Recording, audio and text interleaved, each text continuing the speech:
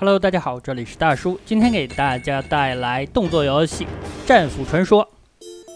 一共7个人物可以选择，我竟然选择了矮人吉利斯。大家想不到吧？并没有选择2位女战士。吉利斯有2个招式，一个是冰冻踢，一个是团身斩。刚刚这招旋风是 AB， 耗血技。平时可能遇到危险才会用。我现在捡到了一个骑乘兽，本作的骑乘兽有4种，都是龙。现在捡到的是火龙，后面还会捡到冰龙、电龙，还有毒龙。火龙吐的火是横着飞出去的，范围非常优秀，但是攻击力到游戏的后期就没法看了。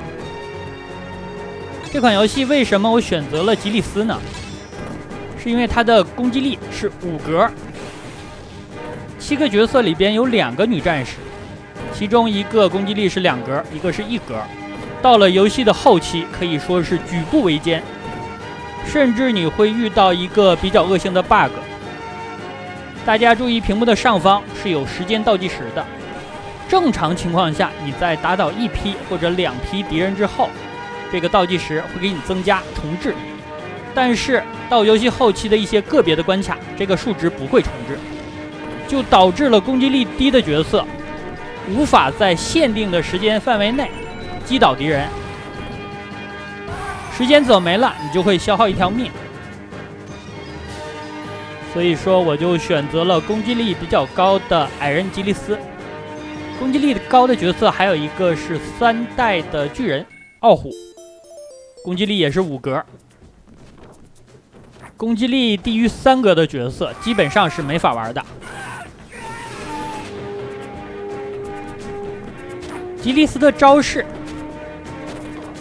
冰冻踢是一个范围技，这招非常好用，但是攻击力不是很高。他的团身斩最后一击伤害是最高的，但是团身斩这个技能，这个招式判定不是很好，使用的时候没有无敌的时间，所以说经常会被敌人打断。而且这款游戏所有的小兵攻击的倾向都非常的高，这也是游戏的难点所在。我刚刚的团身斩在空中被打断了。和原版相比，这款同人作品加入了大量的浮空的连段，玩家可以自己进行组合，所以游戏的过程还是非常爽快的。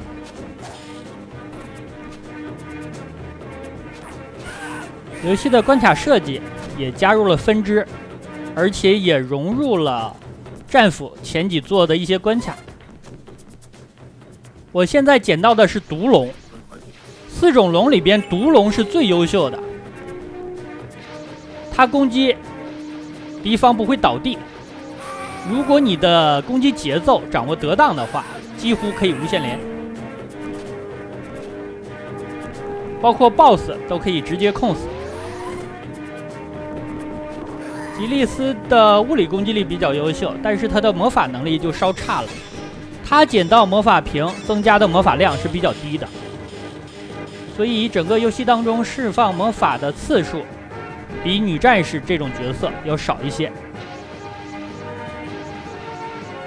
我在刚刚的位置释放魔法，是怕再往前走的话 BOSS 所带的小兵就出来了，在这个位置用魔法来唤醒 BOSS， 可以实现和他单挑。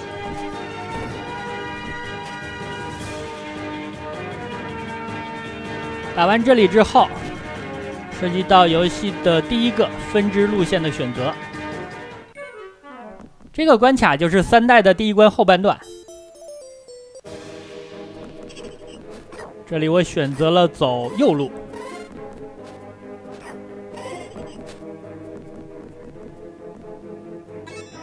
游戏当中有一种比较特别的陷阱，就是在地面出现火焰。这个火焰它是闪烁的，所以说，如果小伙伴使用的30帧来观看视频的话，可能会看不见这个火焰。我刚才就踩中了一下，被烧了。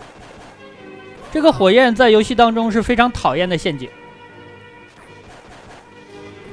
因为它主要就是烧主人公团队 ，AI 是不怕这个火的，所以他们走位不受影响。而且这个火焰的燃烧范围要大于它的贴图，稍微不小心就会被烧到。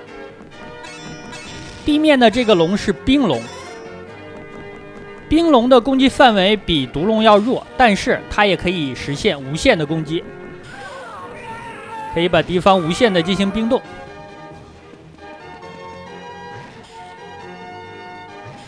骑乘兽要小心，不要被敌方打下来。当你第3次被打下来，这个骑乘兽就跑了。前方 BOSS 战，我的魔法满了，在这儿把 BOSS 唤醒。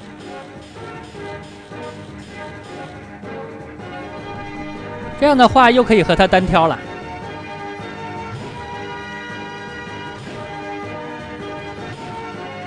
无限的冰冻。4种龙相比火龙应该是最弱的，虽然它的攻击范围很优秀，但是它的火只能打中1个敌人，而且打中之后倒地，攻击力也不理想。排名第3的应该是电龙，但是电龙的出场比较晚。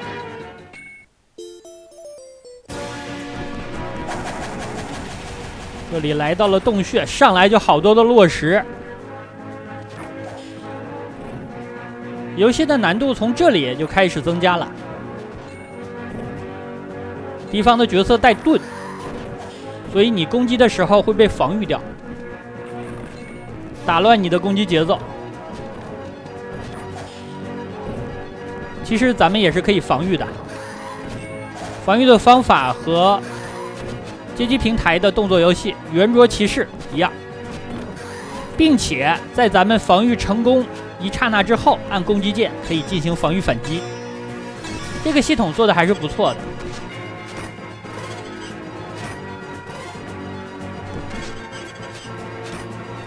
我刚才差点从坑上跳过去，结果身后又来了2个盗贼。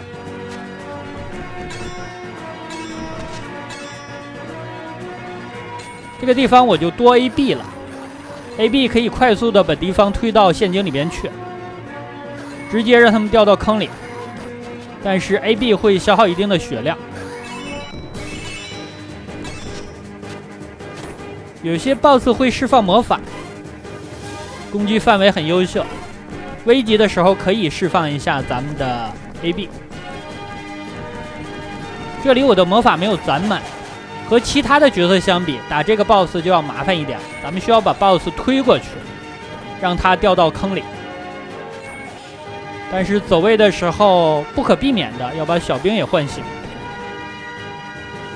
如果是其他的角色魔法能力比较优秀，那可以在刚才那里直接用魔法把 BOSS 唤醒。好的，推到坑里去了。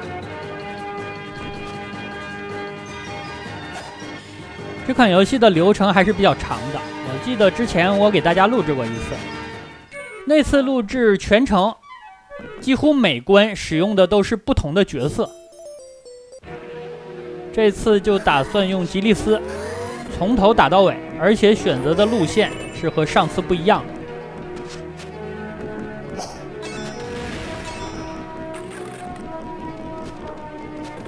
来到了桥上，这个桥咱们不能移动的太靠下，太往下的话直接会从桥上掉下去，掉下去就是一条命。像战斧这种硬核的动作游戏是不会跟你讲什么道理的。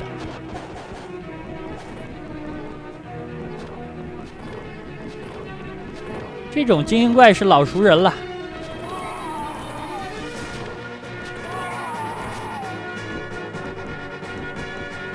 咱们还可以选择一个5星的5个攻击力的角色，就是巨人。但是巨人的跑动攻击远远没有矮人灵活。招式上只有一个突进，所以权衡了一下，我还是选择了矮人。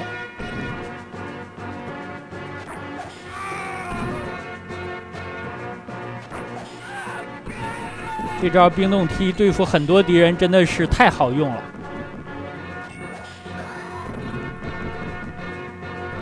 单挑的话，咱们可以选择使用团身斩，但是人多的时候经常会被打断。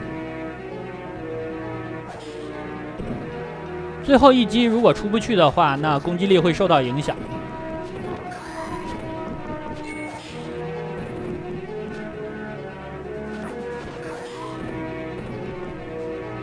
桥上的敌人应该清的差不多了。每关的流程其实都不算长，但是关卡数量还是比较多的，所以可能会分2期给大家录制，跟大家介绍一下这款游戏的剧情。毕竟是一个同人的作品，在剧情的设定上和官方有微妙的区别，但是这都不是重点。其实很多官方的作品在游戏的剧情和人设的设定上经常也会吃书的。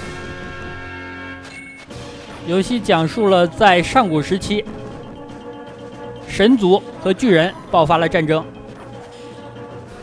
在战争当中，神族使用了神器黄金战斧，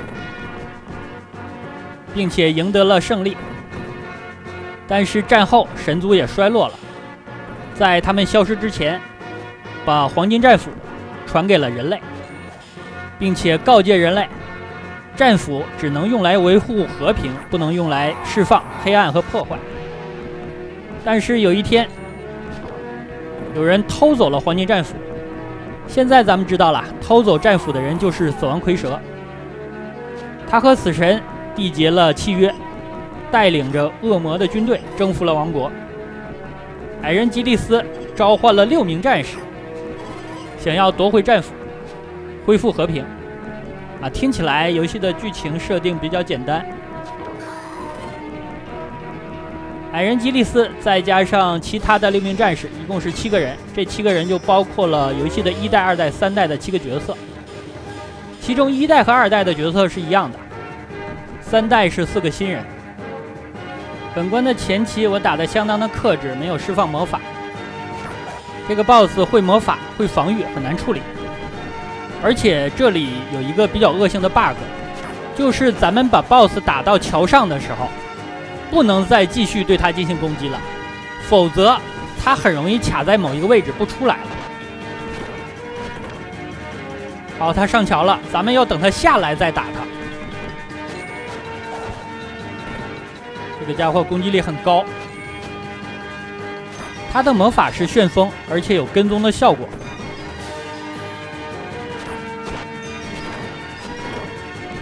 给他个机会让他释放一下，给大家演示。就是这样，咱们窜歪轴的话，他也会跟过来。这款游戏其实可以最大4个人一起玩的。屏幕的最下方有3个提示你按开始键的文字，但是我给剪辑掉了，并且我使用了本作的标题，把那里给覆盖了，这样看起来画面会美观一点。我感觉 AB 就可以把它带走。稳妥一点，还是用冰冻踢吧。刚才又给了我一剑。跟 BOSS 单挑其实不难，难点在于它有很多的小兵跟着，而且无限的刷新。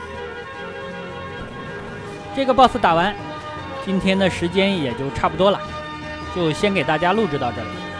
感谢大家收看，咱们明天下半期再见。